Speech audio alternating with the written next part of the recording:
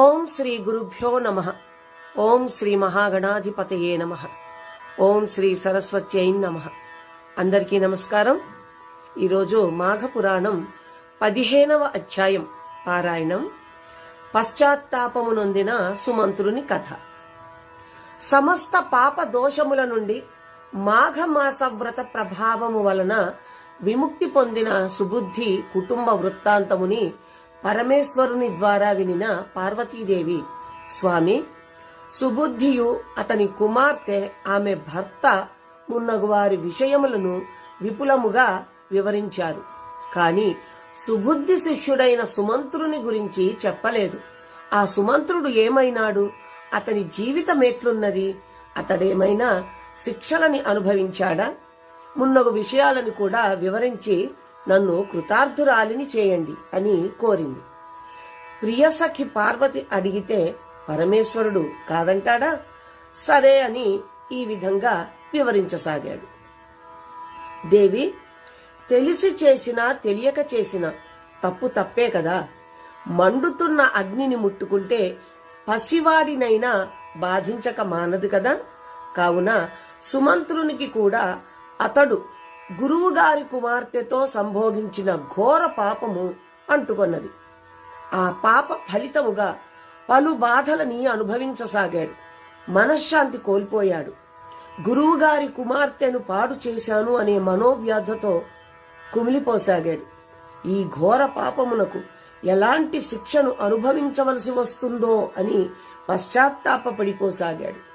తప్పు చేశాను అనే బాధ నిత్యము అతన్ని వేధించసాగింది. పశ్చాత్తాప హృదయుడై తన గురువు గారి వద్దకు వెళ్లి ఆయన కాళ్లపై పడి రోధించసాగాడు. గురువర్య, ఇందులో నా తప్పేమీ లేదు, నన్ను క్షమించండి.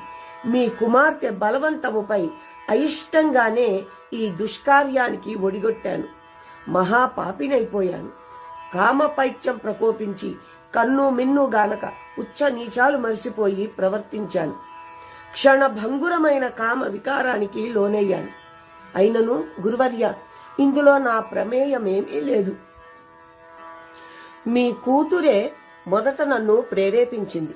నేను యథావిధిగా పూజా ద్రవ్యములు, చితుకులు తీసుకురావడానికి అడవికి వెళ్లాను. మార్గ మధ్యంలో మీ కుమార్తె నన్ను వెంబడించింది. నాకది ఏమీయూ తెలియదు. మామూలుగానే నేను అడవికి వెళ్లి కర్తవ్య నిర్వహణలో అలసిపోయి ఒక కోనేటి వద్ద విశ్రమించాను. సేద తీరుతున్న నా వద్దకు మీ కుమార్తె మెల్లమెల్లగా చేరి తన వలపు మాటలతో వశపరుచుకుంది. ఆమె కామ వాంఛను విన్న నేను మొదట నిర్ఘాంతపోయాను. వలదు అని వారించాను. ఎంతగానో నచ్చచెప్ప ప్రయత్నించాను. నా ప్రయత్నాలన్నీ వృధా అయినాయి. నన్ను బలవంత పెట్టినది. గురువుగారి పుత్రికవి వద్దని వారించిన నన్ను బెదిరించింది. ఆత్మత్యాగం చేస్తాను అని భయపెట్టింది. భయంతో కంపించిపోయాను. అప్పుడు నేను కాదన్నచో ఆమె ప్రాణత్యాగం చేసుకోవడం తథ్యం. తద్వారా గురువుగారి కుమార్తెను హతమార్చాడు అనే అపవాదు రావడం కూడా జరుగుతుంది. మీరప్పుడు నన్ను దండించక మానరు అనుకున్నాను. ఏం చేయాలో తెలియని అయోమయ స్థితి. ముందు నుయ్యి వెనక గొయ్యిగా మారింది నా పరిస్థితి. ఆమె బలవంతము, కామ వికార చేష్టలు నన్ను ఉక్కిరి బిక్కిరి చేస్తూ ఉండగా తప్పనిసరి పరిస్థితిలో కాదనలేక ఆ దుష్కార్యానికి ఒడిగట్టాను. కావున గురువర్య, నన్ను క్షమించి నాకు ఈ ఘోర పాపం నుండి విముక్తి కలుగు తరుణోపాయం ఏదైనా ఉంటే చెప్పండి అని బ్రతిమాలాడు. సుమంత్రుని పశ్చాత్తాపము గురువైన సుబుద్ధి హృదయాన్ని కదిలించి వేసింది. శిష్యుణ్ణి ఓదార్చాడు. బాధపడకు సుమంత్ర, ఇదంతా విధిలిఖితం. విధివ్రాతను ఉల్లంఘించడం ఎవరి తరమూ కాదు. జరిగేది జరగక మానదు. మనకెట్లా వ్రాసిపెట్టి ఉందో అట్లే జరుగుతుంది. పశ్చాత్తాపానికి మించిన ప్రాయశ్చిత్తమేమీ లేదు. నీవు పాపరహితుడవయ్యే మార్గముంది, విను. గంగానదీ తీరమునకు పోయి ఒక పుష్కరం పాటు అంటే 12 సంవత్సరాల పాటు శ్రీ మహావిష్ణువును ధ్యానిస్తూ తపస్సు చేసుకో. ఆ తప ప్రభావమున నీ పాపములన్నీ పటాపంచలు కాగలవు. నీవు పాప విముక్తుడివైతావు అని శిష్యునికి తపోమార్గాన్ని ఉపదేశించాడు. ధన్యోస్మి గురుదేవా, ధన్యోస్మి. మీ క్షమాభిక్షతో కృతార్థుడనయ్యాను. మీ ఆజ్ఞ ప్రకారం నేనిప్పుడే పోయి తపస్సు చేసుకుంటాను, సెలవిప్పించండి అంటూ గురువుగారి పాదాలకు సాష్టాంగ నమస్కారం చేసి ఆశీస్సులు పొంది గంగానదీ తీరానికి ప్రయాణమయ్యాడు.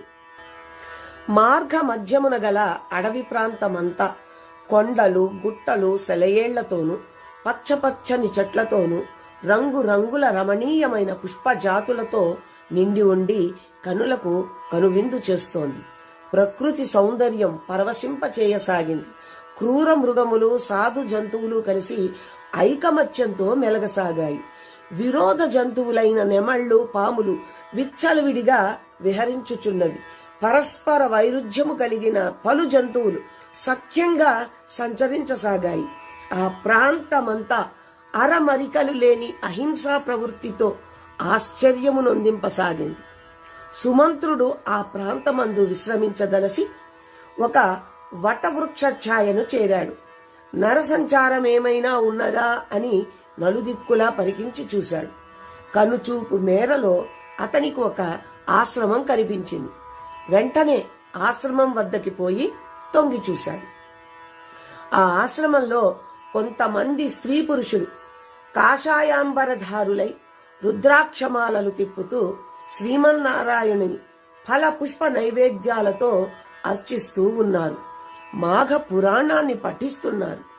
శ్రీహరికి పూజలు చేస్తూ అక్షింతలు చల్లుతున్నారు. అత్యంత భక్తి శ్రద్ధలతో శ్రీహరి కీర్తనలు, భజనలు చేస్తున్నారు. నమో నారాయణ అంటూ కేకలు వేస్తున్నారు. భక్తి శ్రద్ధలతో పరవశించిపోతున్న ఆ శ్రీహరి భక్తులను చూస్తూ సుమంత్రుడు కూడా భక్తి పారవశ్యంతో ఊగిపోసాగాడు. పూజ అనంతరం ప్రసాదం పంచి పెడుతుండగా సుమంత్రుడు, అయ్యా, మీరు ఆచరిస్తున్న వ్రతమేమిటి? తద్వారా లభించు ఫలమేమిటి? ఈ వ్రత మాహత్యము వలన పాపులు పాపరహితులు కాగలరా? నా సందేహములను తీర్చి పుణ్యం కట్టుకోండి అని వినయపూర్వకంగా ఆ భక్తులని అడిగాడు. సంకటములచే సతమతమవుతున్న సుమంత్రుని అభ్యర్థనను అంగీకరించి మనుజులను పాపరహితులుగా చేయు మాఘమాస వ్రతమును వివరించుటకు వారొక ముని కుమారుణ్ణి నియమించారు. ఆ ముని కుమారుడు సుమంత్రునికి ఇట్లు మాఘమాస వ్రత మహిమను వివరించసాగాడు. ఓ శిష్య, మేమింతవరకు చేసినది మాఘమాస వ్రత పూజ. ఇది శ్రీ మహావిష్ణువునకు సంబంధించినది. దీనిని మాఘమాసములోనే ఆచరింపవలెను. ఈ మాఘమాస వ్రతమును ఆచరించుట వలన ఎంతటి పాపిష్టివాడైనను తన పాపముల నుండి విముక్తుడవుతాడు. ఘోరాతి ఘోర పాపములన్నీయు ఈ మాఘమాస వ్రతము వలన నశించిపోతాయి. శ్రీహరికి ప్రీతి పాత్రమగు ఈ మాఘమాస వ్రతము వలన సర్వ పాపములు హరించుకుపోతాయి. ఈ మాఘమాస వ్రతమున కంతటి మహోన్నతమైన దివ్యమైన మహిమ ఉంది. ఇది జాతి, మత, కులములకన్నింటికి అతీతమైనది. అందరూ ఆచరించదగినది. ఎటొచ్చి భక్తి శ్రద్ధలు, నియమనిష్టలు, భగవంతునిపై ధ్యాస, పారమార్థిక సేవలే ముఖ్యము. అన్నిటికంటే ముఖ్యమైనది భగవంతునిపై ఉండు భక్తి మాత్రమే. భక్తి మార్గమే మానవులు తరించుటకు సులభ మార్గము.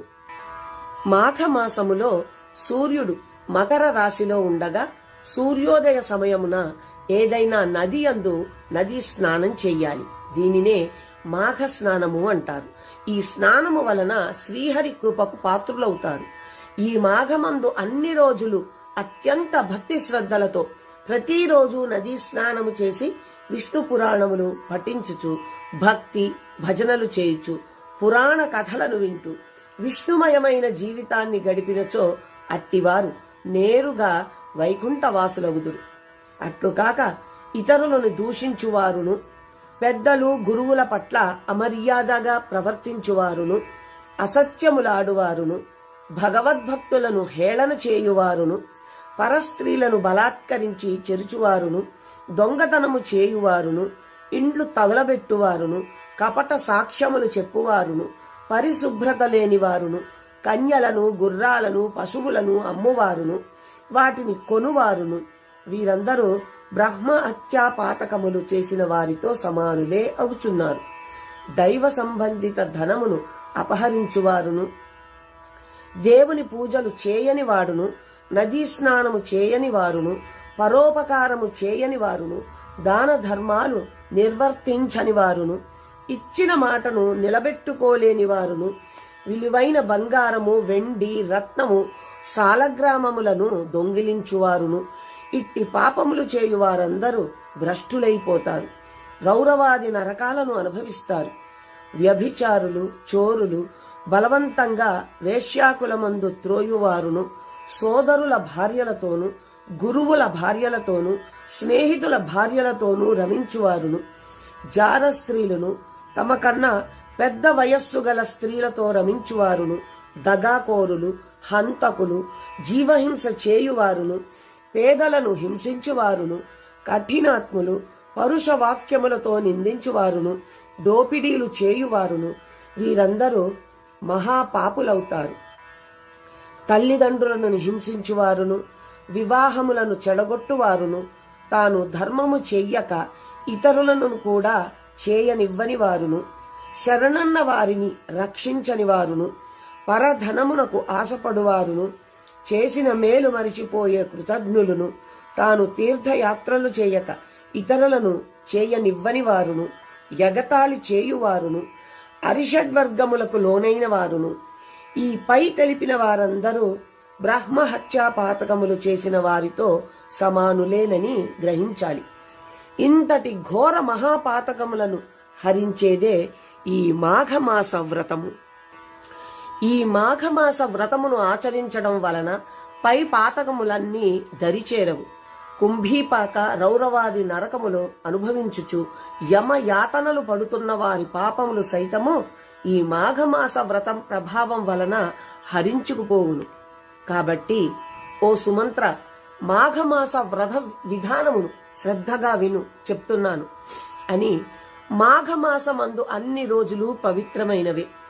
ఈ మాఘమాసమందు ప్రతిరోజు సూర్యోదయమైన వెంటనే నదికి పోయి స్నానం చేసి సూర్య నమస్కారాలు చేయాలి. ఆదిత్యునికి అర్ఘ్యములు వదలాలి.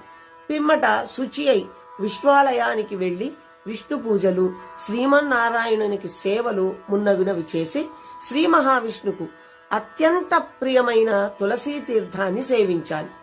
తరువాత శ్రీహరి సంకీర్తనలు, భజనలు, పురాణ శ్రవణాలు చేయాలి. దాన ధర్మాది కృత్యములు నిర్వర్తించాలి. పశు పక్షాదులకు, సాధు జంతువులకు ఆహారమునివ్వవలె.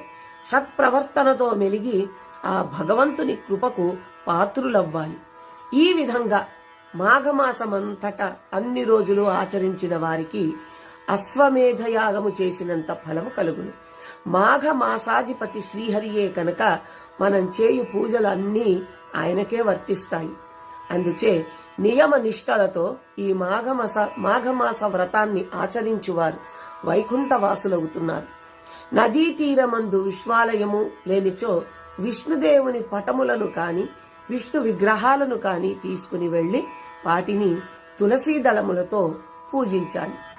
ధూప దీప నైవేద్యాలతోనూ, అగరు, కస్తూరి, గంధం, అక్షతలతోనూ పూజించాలి. పూజ అనంతరం తాంబూలాదులని సమర్పించి విష్ణు భజనలు, సంకీర్తనలు గావించాలి. ఈ మాఘమాసమంతా పైన చెప్పిన విధంగా నిత్యము నిర్వర్తించి మాస అంతములో ఒక సద్బ్రాహ్మణునికి దాన ధర్మాదులు ఇవ్వాలి. ఆ బ్రాహ్మణునికి వస్త్రదానము చెయ్యాలి. బంగారము, వెండి, ధనాదులతో దక్షిణలిచ్చి సంతృప్తి పరచాలి. అతనికి షడ్రశోపేతమైన విందుని ఇవ్వాలి. బ్రాహ్మణులకు సమారాధనలు చేయగలిగినచో మిక్కిలి పుణ్యము, ముక్కోటి దేవతలు సంతోషిస్తారు. అట్టి వారికి పునర్జన్మ అంటూ ఉండదు. యమదూతలు వెంటబడరు. సర్వ పాప విముక్తులవుతారు అనడంలో సందేహం లేదు. నేను చెప్పిన విషయములన్నీ సాక్షాత్తు పరమేశ్వరుడే పార్వతీదేవికి విన్నవించాడు. ఇంతటి మాహాత్మ్యము గల మాఘమాసం ఇంకా 3 దినములే ఉన్నది. కావున నీవును నదీ స్నానాదులు, పూజలు చేసి పుణ్యాత్ముడివి కమ్ము అని ఆ ముని కుమారుడు సుమిత్రునికి తెలియజేశాడు. అంతటా సుమంత్రుడు వారితో, నా గురువైన సుబుద్ధి నన్ను నా పాప పరిహారార్థం తపస్సు చేసుకోమని బోధించాడు అని చెప్పగా విన్న ఆ మునికుమారుడు తిరిగి ఈ విధంగా అంటున్నాడు, నాయనా సుమంత్ర, నీ గురువు చెప్పినది యథార్థమే, కాదనను. నీ గురు పుత్రికతో నీవు చేసిన అనుభవించిన ఆనందం ఇవన్నీ అందులో నీ తప్పేమీ లేకపోయినా నీకు ఆ పాపము సంక్రమించింది. ఆ పాపము వలన ఈ జన్మలోనే కాదు మరు జన్మలో కూడా నీవు సకల బాధలు అనుభవించక తప్పదు. కావున ఈ మాఘమాసమందలి మిగిలిన 3 రోజులైన నదీ స్నానం చేసి ఆ శ్రీమన్నారాయణుని పూజించి శ్రీహరి కృపకు పాత్రుడవు కమ్ము.